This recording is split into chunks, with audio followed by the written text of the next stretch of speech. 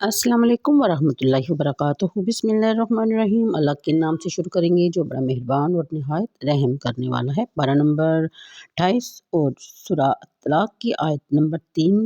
وَيَرْزُقْهُ مِنْ حَيْثُ لَا يَحْتَسِبُ وَمَنْ يَتَوَكَّلْ عَلَى اللَّهِ فَهُوَ حَسْبُهُ، اور اسے وہاں سے رزق دیتا ہے جہاں سے اس کو گمان بھی نہیں ہوتا، اور جو خوش نصیب اللہ پر بھروسہ کرتا ہے تو اس کے لیے وہ کافی ہے۔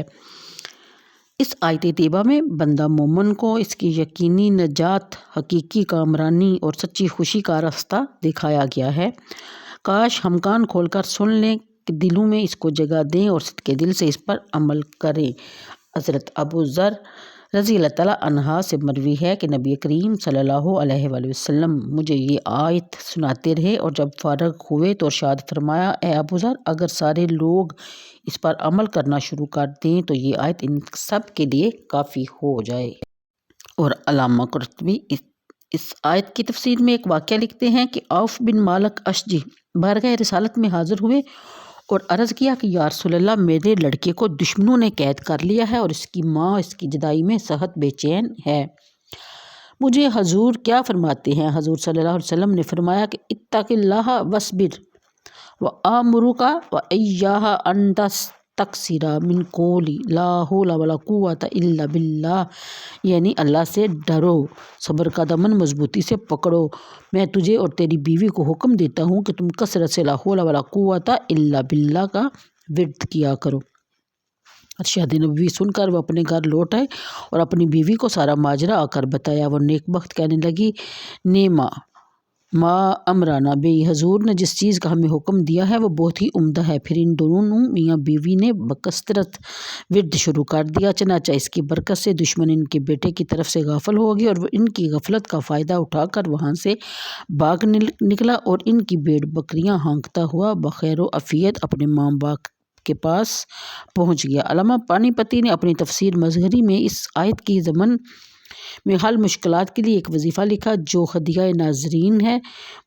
حضرت مجدد الافسانی رحمۃ اللہ علیہ نے دینی اور دنیاوی منافع کے حصول، دینی اور دنیاوی مشکلات کے حل کے لیے یہ وظیفہ بتایا ہے کہ وہ ہر روز 500 مرتبہ لا حول ولا قوة الا باللہ پڑھیں۔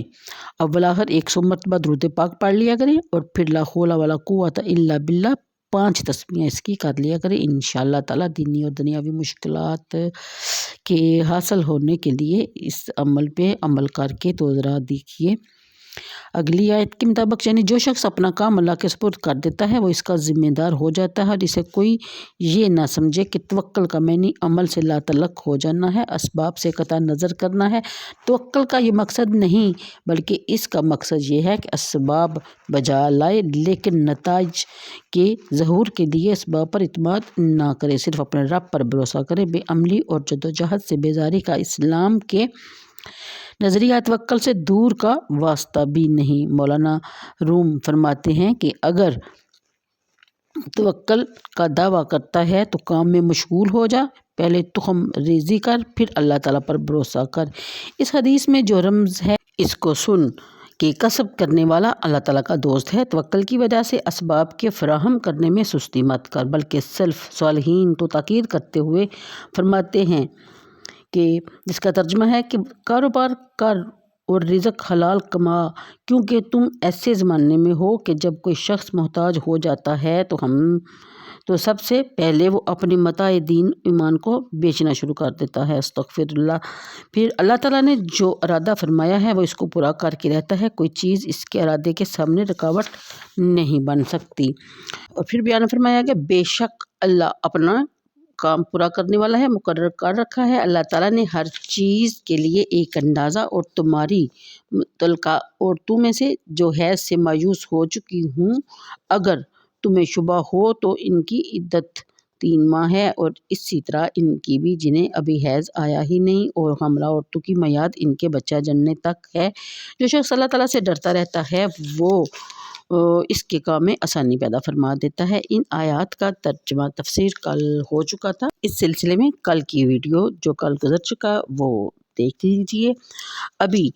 अब حاملہ عورت کی عدت بیان کی جا رہی ہے۔ اس میں تو کوئی اختلاف نہیں کہ اگر متعلقہ یعنی کہ طلاق شدہ عورت حاملہ ہو تو اس کی عدت وضع حمل سے ہے۔ اختلاف اس میں ہے کہ اگر بیوہ حاملہ ہو تو اس کی عدت کیا ہوگی۔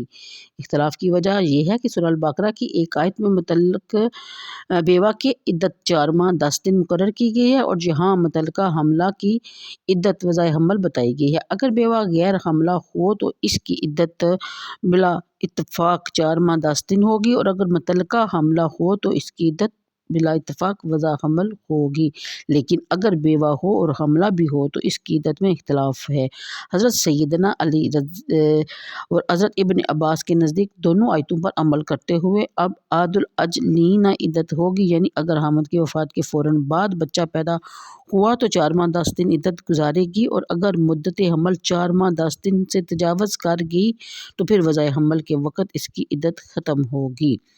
لیکن حضرت عبداللہ بن مسعود فرماتے ہیں کہ یہ آیت سورہ بقرہ کے بعد نازل ہوئی ہے، اس لیے یہ آیت پہلی آیت کی مخصص ہوگی، گویا 4 ماہ 10 دن اس عورت کی عدت ہوگی جو حاملہ نہ ہو، اور جو حاملہ ہوا متعلقہ ہو یا بیوہ اس کی عدت وضع حمل تک ہوگی۔ اس قول کی تائید متعدد صحیح احادیث سے بھی ہوتی ہے۔ امام مالک نے اپنے موطا میں یہ حدیث نقل کی کہ ایک دفعہ اس مسئلہ پر حضرت ابن عباس اور عبد الرحمن بن عوف کے صاحبزادے ابو سلمہ کے درمیان گفتگو ہوئی۔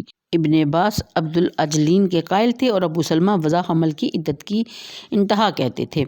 حضرت ابو ہریرہ نے کہا کہ میں اس مسئلہ سے اپنے بھتیجے ابو سلمہ کی تائید کرتا ہوں، چنانچہ حضرت ابن عباس کے غلام قریب کو حضرت ام المومنین ام سلمہ کی خدمت میں بھیجا گیا۔ ام المومنین نے بتایا کہ سبیہ اسلمیہ کا خامد فوت ہوا، وہ حاملہ تھی۔ چند روز کے بعد ان کے ہاں بچہ پیدا ہوا۔ سبیہ نے نبی کریم صلی اللہ علیہ وسلم سے اپنی عدت کے بارے میں پوچھا تو حضور صلی اللہ علیہ وسلم نے فرمایا اب تو حلال ہو گئی ہے، جس سے چاہے نکاح کر سکتی ہے۔ مسلم نے اپنی صحیح میں یہی حدیث سبیہ اسلمیہ کی زبانی روایت کی ہے۔ وہ کہتی ہیں کہ میں سعد بن خولہ کی بیوی تھی۔ حجۃ الوداع کے موقع پر انہوں نے وفات پائی۔ میں اس وقت حاملہ تھی، ابھی چند روز ہی گزرے تھے کہ میرے ہاں بچہ پیدا ہوا۔ مجھے ایک آدمی نے بتایا کہ تمہیں 4 ماہ 10 دن عدت پوری کرنی ہوگی، تب تم نکاح کر سکتی ہو۔ میں اس سلسلے میں بارگاہ رسالت میں حاضر ہوئی اور اپنا ماجرا بیان کیا۔ نبی کریم صلی اللہ علیہ وسلم نے فرمایا کہ تم آزاد ہو، اگر کسی سے نکاح کرنا چاہتی ہو تو کر سکتی ہو۔ صحابہ کرام کی کثیر تعداد کا یہی مسلک ہے۔ ائمہ اربعہ نے بھی یہی قول اختیار کیا ہے۔ مسئلہ اگر پیٹ میں ایک سے زیادہ بچے ہوں تو عدت آخری بچے کی پیدائش کے وقت ختم ہوگی۔ مسئلہ اگر حمل ساقط ہو جائے اور یہ یقین ہو کہ جو چیز نکلی ہے وہ حمل ہی ہے تو اس وقت بھی عدت ختم ہو جائے گی۔ یہاں پھر تنبیہ فرما دی کہ ان ارشادات خداوندی کی تعمیل میں غفلت نہ برتنا اور اس سے ڈرتے رہنا۔ اگر تم نے تقویٰ کو اپنا شعار بنا لیا تو وہ تمہاری مشکلات کو آسان فرما دے گا، اور جو اللہ تعالیٰ سے ڈرتا رہے گا اللہ تعالیٰ اس کی برائیوں کو مٹا دے گا اور اس کو قیامت کے دن اجر عظیم عطا فرمائے گا۔ اگلی آیت میں جو عورتیں عدت گزار رہی ہوتی ہیں ان کے احوال مختلف ہوتے ہیں۔ حامد نے اسے طلاق رجعی دی ہے اور وہ حاملہ نہیں، حامد نے اسے طلاق رجعی دی ہے اور وہ حاملہ بھی ہے، حامد نے اسے طلاق مغلظہ دی ہے اور وہ حاملہ نہیں، حامد نے اسے طلاق مغلظہ دی ہے اور وہ حاملہ بھی ہے۔ اس میں سب اما متفق ہیں کہ اگر عورت طلاق رجعی کی عدت گزار رہی ہے تو نفقہ اور سکنہ دونوں حامد کے ذمہ ہوں گے اور خواہ وہ حاملہ ہو یا نہ ہو۔ اسی طرح جو عورت طلاق مغلظہ کی عدت گزار رہی ہے وہ بھی حاملہ ہے تو اس کا نفقہ بھی مرد کے ذمہ ہوگا، اور اختلاف اس میں ہے کہ وہ عورت غیر حاملہ ہے اور طلاق مغلظہ کی عدت گزار رہی ہے، کیا اس صورت میں نفقہ اور سکنہ دونوں حامد کے ذمہ ہوں گے یا صرف سکنہ حامد کے ذمہ ہوگا، یا حامد نفقہ اور سکنہ دونوں سے بری الذمہ ہوگا۔ حضرات سید عمر ابن مسعود، امام زین العابدین، قاضی شرعی اور ابراہیم نخعی